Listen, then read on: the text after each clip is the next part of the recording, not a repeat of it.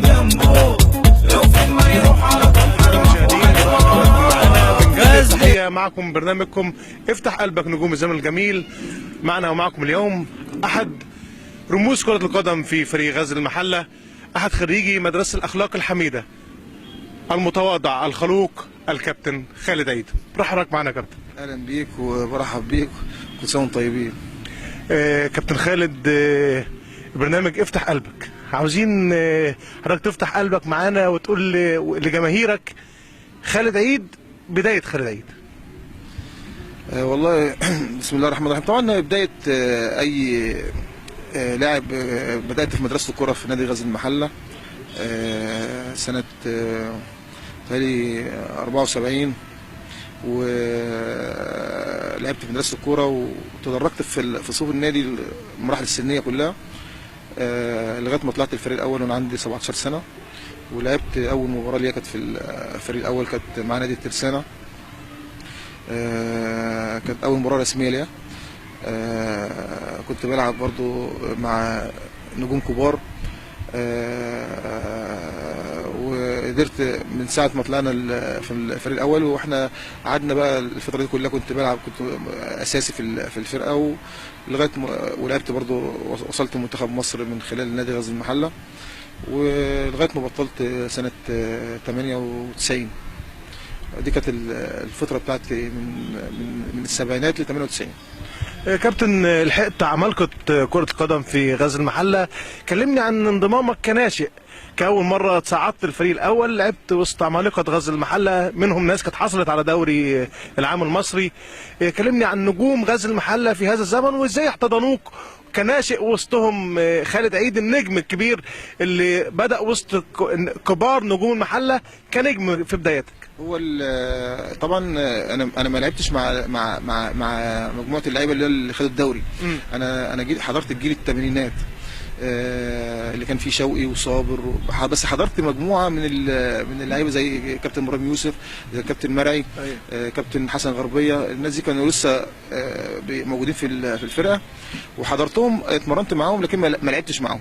بعد كده لعبت بقى سنه 82، يعني لعبت او 83 في الجيل اللي كان فيه شوقي، وكان فيه مشائي وصابر عيد واحمد حسن وطارق محجوب ونبيل خروب، والمجموعه اللي هي اللعيبه دي والبلعوطي، والمجموعه دي حضرتهم ولعبت معاهم وكملت معاهم. دخلت كنت انا وناصر التليس، ودخلنا معاهم في الفرقه. كان الكابتن سياجي المدير الفني المحله، وبعدين كمل الكابتن شناوي بعديه، وبعدين يعني مدربين كتير جم، وانا كنت موجود. قعدت من ساعه ما دخلنا ووصلت للفريق الاول، قعدت الفتره دي كلها كنت بلعب اساسي، وما قعدتش خالص لغايه ما بطلت في سنه 98. كابتن، انضمامك لمنتخب مصر وحضورك تصفيات كاس العالم 90، في عدم مشاركتك في كاس العالم، احكي لي عن تجربتك مع الكابتن جوهري وعن تجربتك في منتخب مصر. والله انا انضميت سنه اول مره انضميت في سنه 87. كان الكابتن الاول كابتن فؤاد صدقي والكابتن هاني مصطفى. كانت الدوره العربيه في الاردن، وكنا عاملين حتى في يوميها كان في معسكر معمول في غزلافيا، كانت لسه ما كانتش اتقسمت والكلام ده، وكان حضرنا معسكر قبل ما نروح الدوره العربيه في الاردن. وبعد كده ما كابتن جوهري جه سنه 88 ضمني في المنتخب بعد اول مباراه ليا في الدوري، كانت مع النادي الاهلي. وبعدين شاركت في تصفيات ولعبت ماتشات في تصفيات كاس العالم، وكنت يعني المفروض يعني من ضمن المجموعه اللي كانت مرشحه ان انا اسافر كاس العالم. بس انا كان حصل لي اصابه قبل ماتش الجزائر، برغم ان انا يعني كنت بره المعسكر، لكن الكابتن جوري ضمني في المعسكر وانا مصاب. وكان هو برضه الله يرحمه، هو برضه اللي باشر الفتره بتاعه العلاج بتاعي لغايه ما بقيت كويس جدا. بس كانت المرحله بتاعه البطوله كانت قربت. فبعد ما وصلنا النهائيات وكده، كان طبعا هو برضه كان ركز على مجموعه لعيبه، بالرغم ان هو كان في وعد منه ان احنا، كنت انا ورضا عبد العال وكان محمد عبد الجليل، كان قاعد معانا قال له انتوا الثلاثه اول ناس هتبقى معايا في كاس العالم، لكن في ناس اتفرضت بعد كده عليه في الفتره ديت وسافرت، واحنا كنا اتظلمنا في الفتره دي. وبعد كده لما راح كاس العالم ورجعنا وكده، فكان في بقى طبعا البطوله العربيه في سوريا، وكان في برضه كاس العالم اللي هي كانت في بتاع ماتش زيمبابوي اللي كانت حصل فيه مشكله، وكنا موجودين برضه مع المنتخب وكملنا معاهم لغايه ما برضه الفتره ديت سنه لغايه 95. وبعد كده طبعا انا كنت بقى بدات بقى ايه اخد قرارات ان انا خلاص ابطل كوره وكده، فبطلت كوره سنه 98. كابتن، يعني ابرز طموح اي لعيب في اي لعبه انه يمثل منتخب بلده. كان لعيب من غزل المحله كان معاك، واوصف لي شعوركم وانتوا بتمثلوا مدينه المحله يعني لابسين تيشيرت منتخب مصر. احنا في اول تجمع للمنتخب كان مع كابتن فؤاد صدقي. كان اول تجمع كان في 5 لعيبه، او كنا 5 لعيبه، كنت انا وشوي، وكان احمد حسن والبلاوطي، كنا 4. ده كان اول تجمع لنا في المنتخب. بعد كده انضميت، كنت انا في فتره من فترات في تصفيات كاس العالم انا كان صابر معايا، وكان انضم عبد العظيم الشورى، وانضم محمد صلاح في بعض الماتشات، وانضم المشيئه برضو. وكان المحله طول عمرها يعني كانت طول عمرها يعني بتفرغ للمنتخب. يعني كانت المحله كانت عندنا لعيبه مميزه جدا على مدار السنين كلها. انا متهيألي ما كانش في لعيب اسمه، ما كانش احنا كان حتى الفتره الاخيره اللعيبه كان عندنا محمدي، وعندنا عبد الشافي، وعندنا وائل جمعه، وعندنا فتح الله، وعندنا صلاح سليمان. كانوا معظم اللعيبه كانوا كلهم في منتخب مصر. يعني المحله طول عمرها كانت بتدي للمنتخب، بتدي لعيبه المنتخب. حتى في جيل السبعينات كان عندنا مجموعه كبيره جدا، في كابتن عمر عبد الله، وكابتن عبد الحليم خليل الله يرحمه، وكابتن عماشه الله يرحمه، وكابتن سياجي، وكابتن سلام عبد الجواد، وكابتن عبد الدايم، وكابتن حنفي هليل، وكابتن محرز. دول كانوا كلهم منتخب مصر. حتى لما كان في منتخب مثلا ايه الف وب، كان نص المنتخب اللي هو في الف من المحله، والنص الثاني اللي هو المنتخب اللي هو كان بيسموه منتخب ب كان من المحله برضه. فالمحله طول عمرها بتطلع لعيبه كويسه. كان عندنا قاعده ناشئين كبيره جدا، وكان النادي بيستفاد منهم. وكان طول عمر نادي المحله بيعتمد على اولاده، سواء من الناشئين. كانوا احنا لما لعبنا كلنا، معظم اللعيبه جيل الثمانينات ده كان كله من ولاد النادي، ما فيش حد من بره. يعني ما كانش في لعيب من بره، كان كلهم من اشبال المحله. فدي برضو من الحاجات اللي برضو ايه يعني برضو اللي هي اللي ادت للمنتخب وغزت المنتخب بلعيبه كبار ونجوم تقيله في المنتخب. وما زالت برضو لغايه دلوقتي برضو. يعني نتمنى بقى طبعا الكبوه اللي موجوده ديت ان شاء الله تمشي ويرجع المحله تاني طبيعتها تاني. كابتن، المحله بعبع الانديه الكبرى، منافس قوي، ثالث رابع، يوصل لنهائي كاس مصر، فرقه تقيله كل الناس بتعمل حسابها. وصولا لهذا الحال اللي احنا عليه هذا الموسم، اسوأ مواسم غزل المحله على الاطلاق.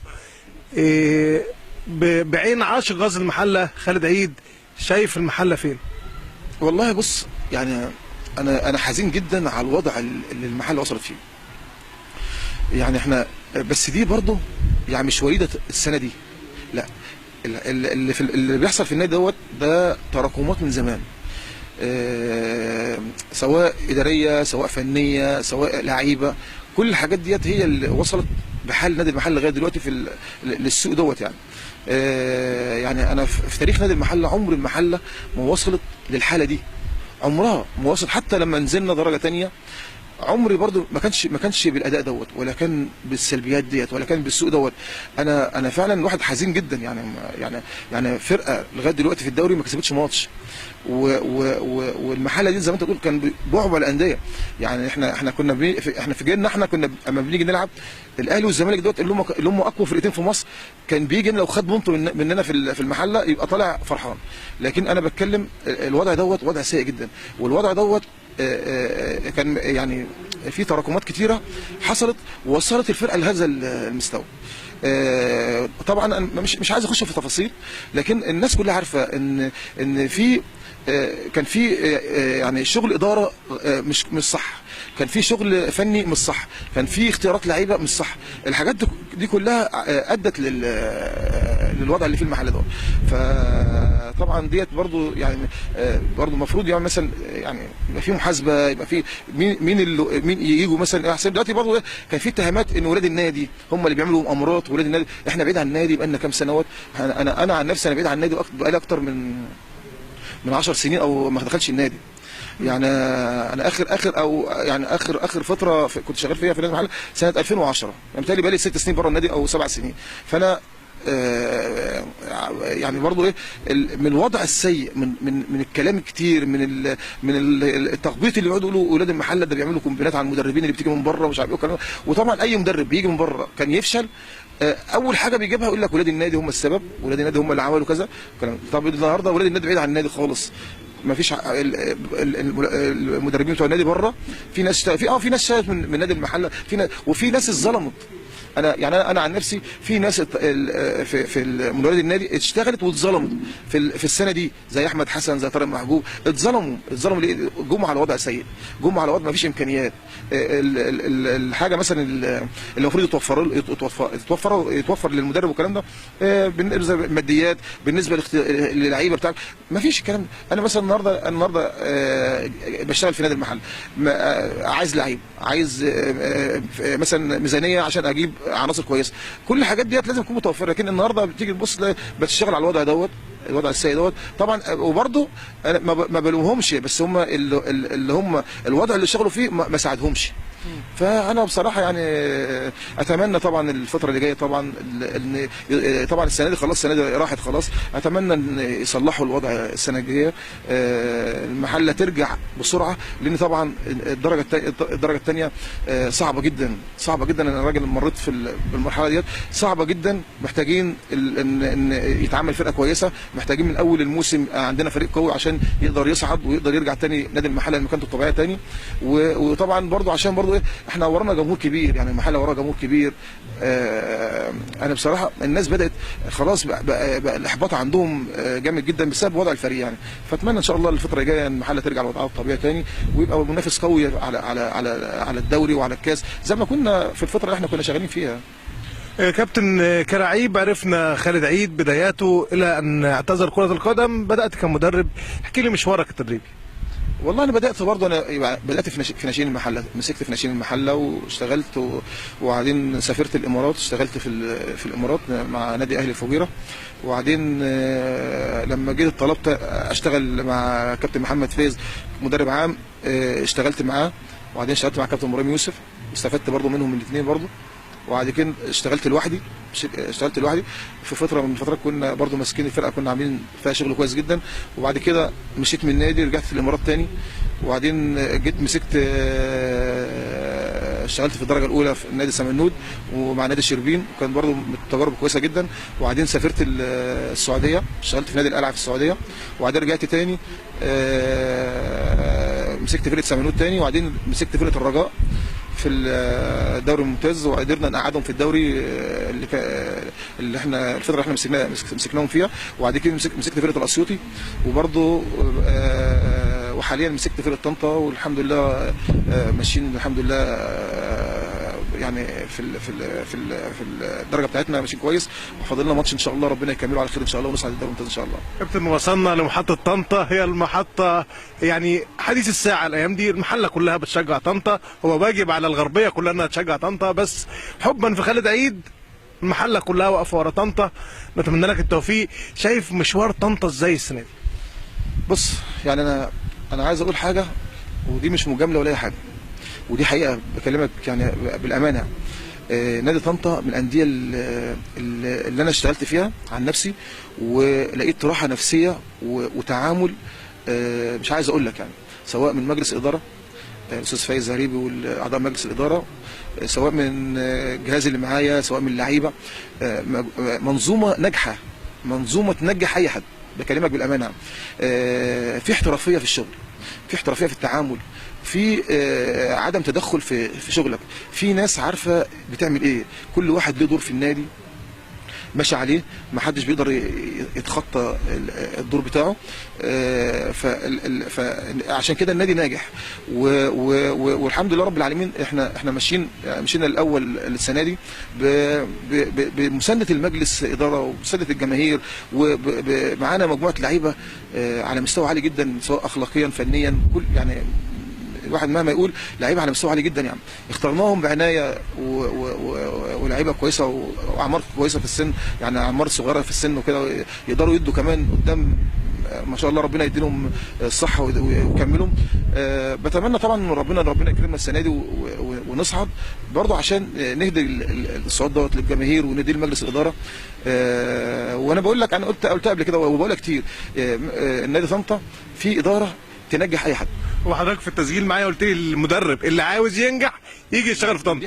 دي حقيقه انا بقول لك، يعني الناس شغاله مديلك صلاحيات كامله، مديلك حريه انت بتشتغل. عمر ما في واحد جه قال لك ايه انت ما بتلعبش فلان ليه ولا جبت ده ليه، لا انت حتى بتقول انا عايز فلان بيجيب اللعيب ده، فلان ده احنا عايزين نتعاقد معاه خلاص. فانت عايز ايه؟ ناس بتساندك، ناس موفره لك كل حاجه موفرنا كل حاجه، يعني من سكن لتغذيه لماديات لكل حاجه. فمتهيألي يبقى صعب اللي انت مثلا ما تديلهمش حقهم، لان الناس بصراحه ناس تنجح اي مدرب. وانا بقول لك فعلا اي مدرب فعلا عايز ينجح يجي يتعامل في طنطا. وفي مدربين كتير اشتغلت في طنطا ومدربين كبار زي كابتن محمد صلاح، كابتن طارق يحيى، كابتن اشرف قاسم، خالد القماشي، الناس دي اشتغلت في طنطا وعملت نجاحات كبيره. كابتن رضا عبد العال عمل نجاحات كتيره جدا في النادي من خلال برضه ايه مسانده مجلس الاداره. الناس بقول لك شغالين في احترافيه في الشغل. فبصراحه يعني ربنا يكرمنا السنه دي ان شاء الله ونهديهم ان شاء الله يا رب الصعود ان شاء الله السنه دي ان شاء الله. مشوار الممتاز بيه السنه دي اللي هو احنا دلوقتي فاضل لنا مباراه دمنهور ان شاء الله، بنتمنى حضرتك التوفيق مع كامل احترامنا لفريق دمنهور ان شاء الله. مشوار طنطا السنه دي بداته بدري، كنت احد اول الفرق المستعده للموسم. مشوار كان صعب وطويل، كلمني عن اصعب المباريات او اصعب اوقات وضع التشكيل في نادي طنطا، كلمني عن مشوارك هذا العام تحديدا. بص الصعوبات كلها، انت طبعا الدرجه الاولى بتبقى فيها صعوبات بالنسبه ايه للملاعب، بالنسبه لما بتروح حته مثلا ايه انديه بتبقى مثلا ايه الامكانيات ضعيفه فيها في الامكانيات سواء الانشائيه او فبتروح طبعا يعني في اوقات احنا كنا بنخلع ملابس في الشارع او في بتاع قاعه افراح بتاع الكلام ده. فالحاجات دي كلها كانت ايه يعني، بس كنا بنتغلب الحاجات دي ليه؟ احنا كان لنا هدف. احنا هدف ان احنا طنطا فريق كبير ما بتلعبش، بيلعب على المركز واحد بس اللي هو الاول، فكان ده هدفنا. والهدف بتاعنا دوت احنا وصلنا له الحمد لله باراده اللعيبه، بمجهودهم في الملعب، بتنفيذهم التعليمات في الملعب والحاجات دي والكلام ده، بان هم عايزين يعملوا حاجه والحمد لله وصلناها يعني. فدي بس كانت الصعوبات اللي كانت بتقابلنا يعني. لكن انا شايف ان الصعوبات بعد الحاجات دي كلها بيجي لك بقى ايه، انت اما بتكسب وكده بتجني الحاجات دي كلها. ف يعني الصعوبات كانت في الحاجات اللي هي البسيطه ديت، لكن الحمد لله يعني انت عارف الدرجه الثانيه محتاجه شويه والحمد لله قدرنا نتجاوز الحاجات دي وكلام ان شاء الله. واحنا فاضلنا خطوه ان شاء الله ربنا يكرمنا فيها ان شاء الله. ان شاء الله. كابتن خالد عيد الانسان، عاوز اسالك عن انا حضرت موقف لك بعد مباراه 6-0 وتاكد الصعود، رحت الاشرف وزمايله اللي في الملعب اللي هم اخواننا من متحدي الاعاقه وقبلت راسهم وطبطبت عليهم كده، احكي لي ايه الموضوع؟ بص يعني الناس ديت يعني فعلا يعني عارف انت يعني من محبين النادي وبيجوا عشان يتابعوا الفرقه وبتاع كمان. الواحد بيبقى فرحان جدا وهو بيروح يقف معاهم ويتكلم معاهم ويصور معاهم، برضه بترفع من روحه المعنويه وطبعا الاعاقه ديت مش بايده يعني، ده بايد ربنا سبحانه وتعالى يعني. لكن احنا يعني الناس ديت لازم نقف جنبهم ونساندهم وبرضه يعني بتديله برضه يعني احساس انه اللي هو عايش معاك وكده يعني. فدي اقل حاجه بنعملها بصراحه يعني. الناس ديت يعني ربنا يديها الصحه يعني ويعافيها يا رب، ومن الناس المخلصين. وانا بقول لك انا يعني نفسي وامنيه حياتي ان احنا نصعد بطنطا للدوري الممتاز. الناس دي بس عشان الناس اللي هي الطيبه ديت والناس الغلابه ديت تفرح وتبقى، لان الناس فعلا انت بحس ان هم فعلا بيدعوا لنا يوم الماتشات وبيجي يتابع والكلام ده. فانا يا رب يكرمنا ان شاء الله عشان الناس الطيبه دي. كابتن حضرتك احد معشوق جماهير طنطا زي ما انت كنت معشوق جماهير المحله ومصر كلها بتحب خالد عيد، بس طنطا بقى لك وضع خاص في قلوبهم. كابتن خالد نرجع تاني لغزل المحله، جماهير غزل المحله بتسال فين خالد عيد من غزل المحله؟ كمان في ناس قالت ان خالد عيد رفض تدريب غزل المحله في الوضع الحالي. الناس كتير قالت ان انت معاك حق في رفضك ده، الفرقه الايام دي مش فرقه يعني مش فرقه بطولات، انت ما اشرفتش على تجهيزها، كنت مركز مع طنطا، بس عاوزين نعرف من خالد عيد اسباب رفضه لتدريب غزل المحله هذا العام. هو طبعا انا عمري ما ارفض غزل المحله. نادي غزل المحله نادي اللي هو اللي اتربيت فيه، يعتبر بيتي طبعا، واي واحد في الدنيا طبعا يعني لاعب في المحله وكده يتمنى طبعا تدريب غزل المحله. لكن انا بتكلم في حته ان انا النهارده انا بقالي كتير بره نادي المحله، وبعدين واشتغلت في انديه كتيره قبل يعني من خلال الفتره اللي فاتت دي. فانا اتعاقدت مع نادي طنطا، وطبعا انا راجل قلت لهم قبل كده انا بحترم التعاقد بتاعي مع النادي اللي انا بشتغل فيه. نادي طنطا انا ما شفتش منهم حاجه وحشه عشان امشي. مش معقول انا اجيب يعني احضر لعيبتي واجيب اللعيبه واعمل اعداد وبعدين اجي اسيبهم، ما ينفعش. مش من اخلاقياتي كمان. يعني انا النهارده يعني بغض النظر عن الماديات، يعني ممكن يكون انا العرض يتعرض عليا يكون مادياته يعني افضل من طنطا، لكن انا الفلوس دي اخر حاجه ببص لها. انا في احترام للعقد اللي انا مضيته مع الناس، في احترام للاشخاص اللي اتعاملت معاها، في احترام للفرقه اللي انا اشتغلت معاها. فالحاجات دي كلها معلش يعني وقلت وانا اتكلمت مع الجمهور المحله فيها حاجات دي، قلت لهم يا جماعه ما ينفعش ان انا اكون شغال او انا جايب لعيبه واللعيبه ديت انا مثلا امشي ويجي مدرب تاني يقول لك انا مش عايز اللعيبه دي، يبقى كده ما ينفعش. يعني ما ينفع. فانا النهارده حته تدريب المحل والكلام ده انا ما كنتش متاخر، يعني مش متاخر في تدريب المحل، بس النهارده انت يعني من خلال ان انا مثلا اكون مثلا لو انا مثلا ايه مش مرتبط مع نادي، مش عادي مش ساري مع النادي طنطا، لكن انا النهارده يعني ما ينفعش ان انا اكون شغال في حته وفجاه اسيب وامشي. دي معلش يعني في جوايا مش جوايا دي يعني. فانا طبعا واعتذرت لاداره النادي المحله، واعتذرت وناس طبعا في الاداره اتفهمت الوضع وكده. لكن انا موضوع حته ان انا ما جبتش اللعيبه وان انا رافض النادي اخش النادي عشان فيه، لا انا الحته ديت بعيده خالص. انا كل اللي اتكلمت فيه ان انا راجل مرتبط بعقدي مع نادي طنطا، بحترم كلمتي مع النادي، بحترم التعاقد بتاعي مع المسؤولين بتوع طنطا، ناس محترمين، ما شفتش منهم اي حاجه وحشه تزعلني ولا حاجه عشان اسيب وامشي اروح نادي المحل. وطبعا انت عارف الاحتراف دلوقتي، يعني دلوقتي لازم بتشتغل انت النهارده معلش. يعني ممكن اجي المحله، ممكن برضو النتائج بتبقى مش كويسه، امشي يبقى انا خسرت هنا وهنا، فما ينفعش. كابتن بذكر الاحتراف، هل الاحتراف اثر على الانديه الشعبيه زي غزل المحله؟ ممكن يعني ممكن يعني هي يعني ممكن هو سلاح ذو حدين. يعني انت يعني ممكن يكون اثر يعني في فترات مثلا انت جبت لعيبه كويسه. تمام. الفتره اللي فاتت كان في المحله بيجيب لعيبه كويسه، الفتره اللي كان فيها عبد الشافي واحمد حسن ومحمد عطيه والمجموعه دي وشبانه وحسام عبد العال والناس، كانت في مجموعه لعيبه كويسه جدا. وبعد كده لما بدات الامور تتدخل فيها بقى حاجات تانية من بره النادي وناس تتدخل ثانيه. يعني اقول لك على حاجه، يعني طب ما احنا الفتره بتاعه المهندس علي العباسي والمهندس محمود الجبالي وعلي العباسي لما كان ماسك الكوره، طب ما احنا شفنا طفره في نادي المحله كبيره جدا في كل حاجه بصراحه. يعني ندي لكل واحد حقه. الناس دي لما اشتغلت جابت لعيبه كويسه جدا. الفرقه ديت وصلت للمركز الرابع في فتره من الفترات، كانت ند قوي جدا للانديه. بعد كده لما الناس دي مشت بدات العمليه بدات ايه يبقى في لخبطه في الاداره والكلام ده، فبدات الامور تبقى مش كويسه، بدات اللعيبه تقل، بدات اللعيبه اللي بيجيب لعيب مثلا مش على قد مستوى فرقه المحله او المستوى بتاع الدوري الممتاز، ما بيجيبوش لعيبه على نفس المستوى. فطبعا الحاجات دي كلها اثرت على اداء الفريق. واللي كان في زي ما انت شايف كده السنه دي، يعني السنه دي لما فرقه تلعب حوالي وصل كام ماتش لغايه دلوقتي، انا ما عنديش بتفرج اصلا عليهم بصراحه، لان اصلا يعني بقت حاجه صعبه جدا. النهارده وصلنا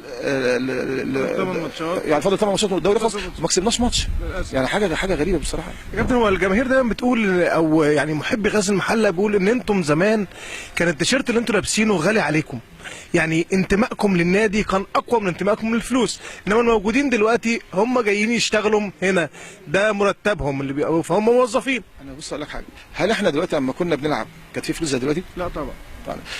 يعني النهارده الحافز المادي قوي جدا. انت ليه ما تديش؟ يعني ليه ما بتأديش ليه؟ احنا لعبنا ببلاش. يعني احنا في جيلنا لعبنا ببلاش، ما كانش في احتراف والكلام ده. حتى لما جينا احترفنا احنا كنا محترفين احتراف داخلي. يعني كان ممكن تلاقي اللعيب عندنا في النادي المحله. انا كنت جيت في وقت من الاوقات كنت اكتر واحد او اعلى عقد في كان عقدي كان كام؟ مش هتصدق انت، كنت باخد 15000 جنيه في 3 سنين. يعني 5000 جنيه في السنه. تخيل. والله العظيم بكلمك جد. وكان في بقى لعيبه ثانيه 1000 جنيه في 3 سنين.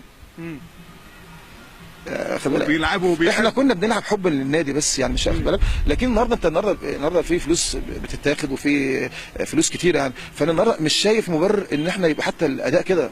بالعكس، انت النهارده طالما بتدفع فلوس وبتجيب وكده يبقى تجيب اللعيب اللي هو معلش يعني مع احترامي.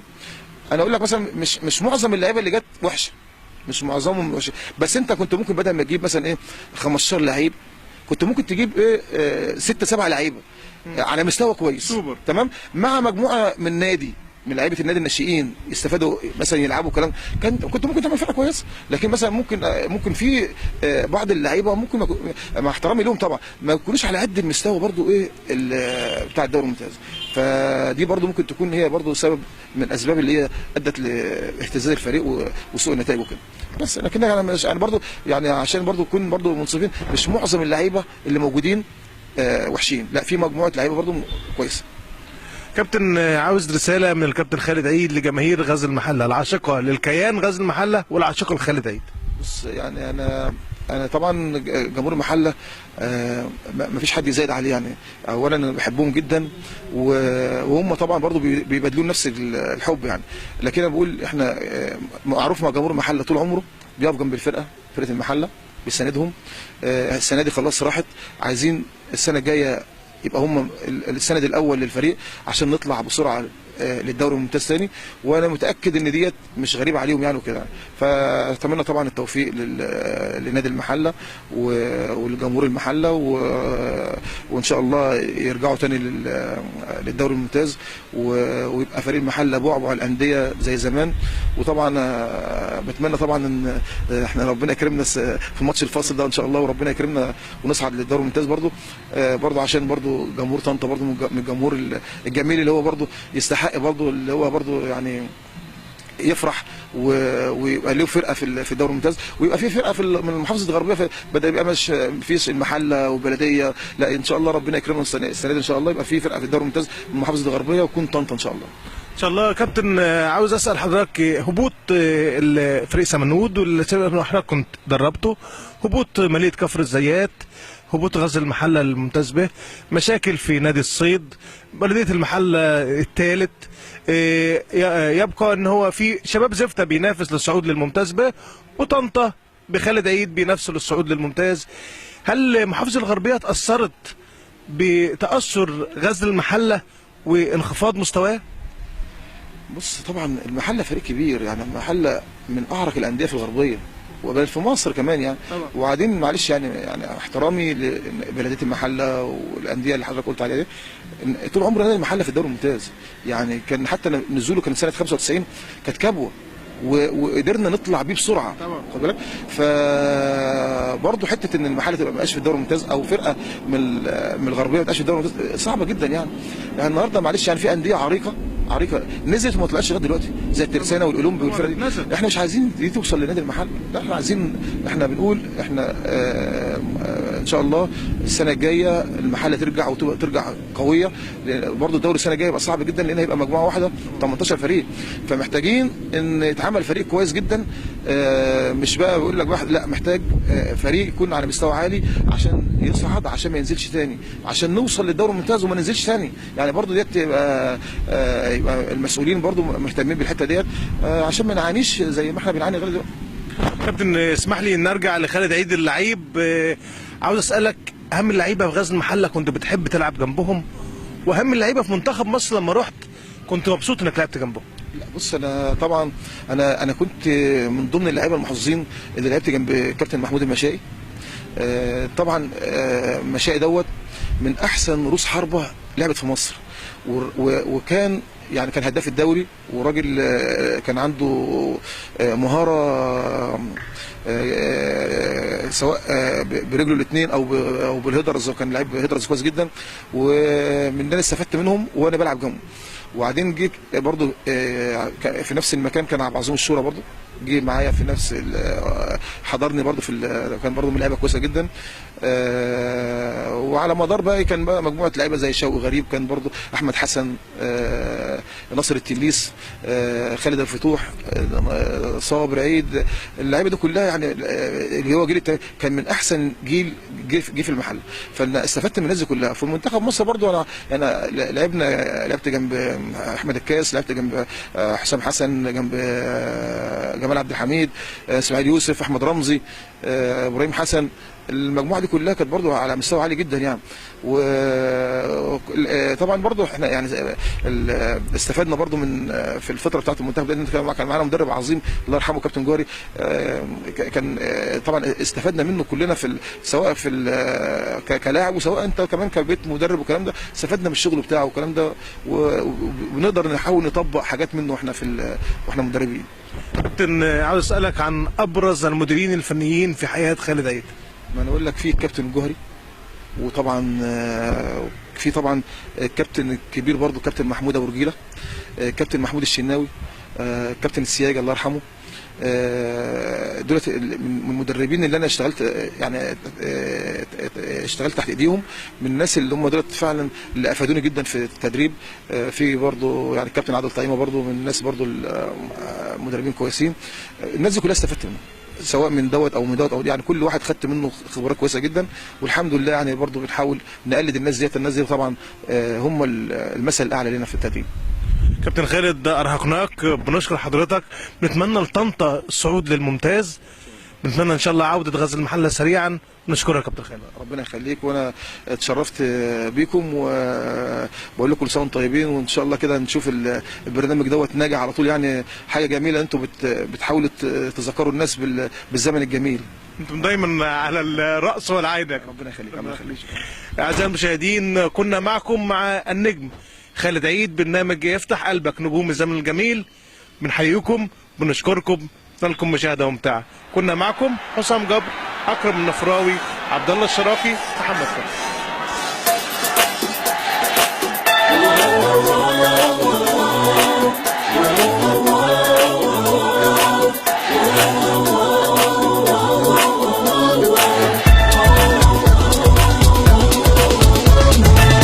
عالحلوة وعالمر احنا معاه، ولقينا مرة في يوم سبناه، دايما بنسنده وهنفضل جنبه، لو فين ما يروح على طول حنروح وحنبقى وراه.